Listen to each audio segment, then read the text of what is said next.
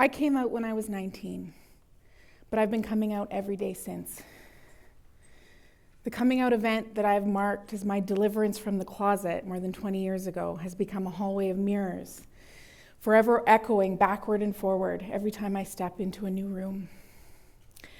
I think about this hallway of mirrors as I look around at what's happening to queer, trans, and two-spirit people. Trans people are facing increased scrutiny. Their rights are being rolled back as I speak. Queer youth are losing their right to privacy, safety, and access to community. These events echo discriminations of the past. They repeat struggles long ago won. This makes me think about the phrase that social change moves with one step forward and two steps back. A line that seems to say, be patient, your time will come, but I don't buy it. I think that this lulls us into believing that time is something that's outside of us, that we are passive agents in a larger social clock of progress. And actually, I think this is more dangerous than we realize, not only because it tempers our expectations, but because when we anticipate that events will take place in a certain way, according to certain timelines, we actually have the effect of bringing these future events, good or bad, into the present moment. What does this mean? Well, let's take the example of cars. If we think that the answer of electric cars is the only solution to the problem of gas emissions, then our science, our innovation, and our resources will all serve the belief that electric cars are our only future. Other options, energy from recycled plastic, what about hoverboards, light-speed travel? These options will be ignored as we pledge ourselves to a predetermined future. Likewise, if we expect that every queer kid will have to come out for the rest of their lives, we close down the possibility where there is no such thing as coming out of the closet, where diverse expressions of gender and sexuality are as welcome and as familiar as flowers in spring. And so here's my proposal. I want to build queer futures, futures that are diverse and different, futures that are welcoming and affirming. And in order to build queer futures, we need to be time makers. So now you're thinking I'm taking you on a science fiction adventure. Well, maybe in the way that science fiction so often becomes reality. But no, this is the very real world, concrete, every minute way in which we live as time makers. When I told my childhood friends at age 19 that I was queer, they traveled back in time to my short hair phase in grade 2.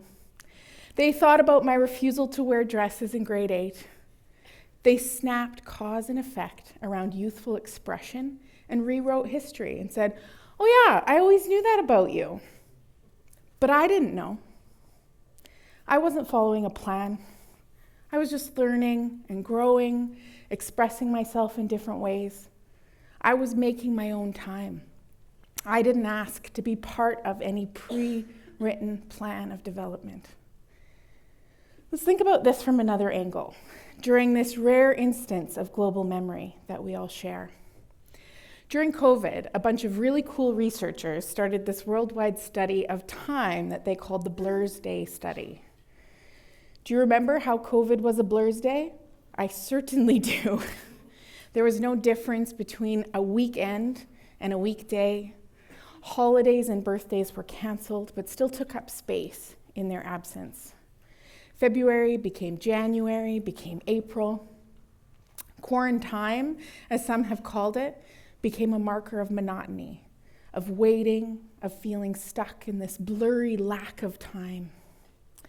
One of the findings of the Blur's Day study was that our experiences of time running together, of no difference and no new experiences, correlated to increased experiences of depression and anxiety. I'm sure this also isn't surprising. Blur's Day flattened out our timelines. And when we don't experience differentiation, we lose our sense of possibility. We get more and more afraid of the unknown. So if monotony makes us sad, and if the unknown makes us anxious, then this also tells us something about novelty and possibility. When we experience new events, meet new people, build new memories, we get excited. We build stories, we start imagining next steps. Have you ever wondered why you remember more about grade 1 than you do about your first year of university? Why you remember your childhood phone number, but not your partner's? Both scientists and philosophers have long believed that children feel time slower because so many upcoming experiences are brand new. As we age, we experience time as moving faster. And this is because we rely on our expectations that the future repeats our experiences of the past. And because of that, we experience less wonder, less curiosity. So I'm pretty sure we will all agree that COVID was very new and surprising. It shook us out of many familiar patterns. And because of this, that first month, March 2020, is etched forever in our minds. But quarantine felt like Groundhog Day, always waking up to Blur's Day. The absence of excitement and curiosity left us stagnant, hopeless, and immobilized. So by now you're wondering, what does this have to do with building queer futures? A lot, actually. First of all, it explains why I remember every excruciating detail of coming out to my mom on her worn-out old deck. It also explains even more about the pain, heartbreak, and anxiety that surrounds me as I witness backlash against the queer community, as I witness relentless human rights violations. I have seen this before. We have seen this before. Again and again. And so we feel ever more stuck in these repetitions of the past. And so I know that there is much that is out of our hands in this world. But what if we are time makers? Even in the midst of it all, what if we are time makers? Remember my hallway of mirrors? An echo of Rachel's stuck in the glass? I remind myself and I remind you that I am the one waving my hand. I am the one stepping forward. I am the one opening the door. And so to be a time maker is to change our thinking. It is to lean into difference, to anticipate new possibilities.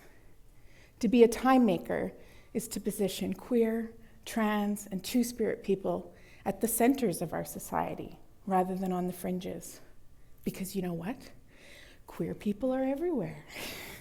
We are teachers and musicians, grandparents and doctors. We're in this room. There's one on stage.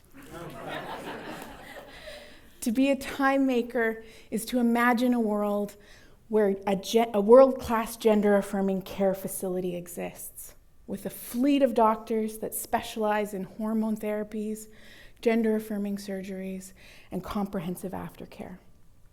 Someone's imagination became our reality in Thailand's Kamal Cosmetic Hospital. Kamal Hospital is the gold standard in trans healthcare, and some of the most skilled and experienced surgeons in the world are there.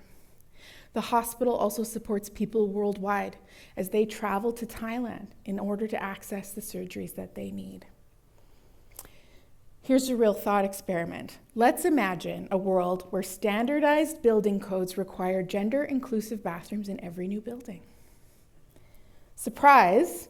It's the residential building code, and you can experience a gender-inclusive bathroom in every home near you.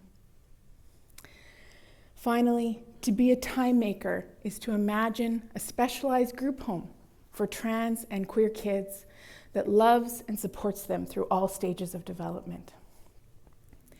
One of the greatest honors of my life so far is the time I spent working with my community to imagine and then to build Pride Home, a safe haven for youth ages 16 to 21. Pride Home is about 18 blocks from where I stand on this stage. We are trained to see what we don't have or what's missing in the present. But every one of these shifts took courage, imagination, and the ability to step outside of our linear timelines, to make something different, to take responsibility for our futures. It feels frightening, but as other life experiences have shown us, the absence of difference and diversity is much more painful than their presence. And so this work requires us to change, to face our fears, embrace what we don't know. Because if what we fear is the unknown, then the antidote to fear is connection. If our biases bind us to familiar and safe pasts, then the antidote to bias is to engage with difference. To hope is to be a time maker. To imagine and build new futures is to be a time maker. I'm building queer futures, and I would love your help. Thank you.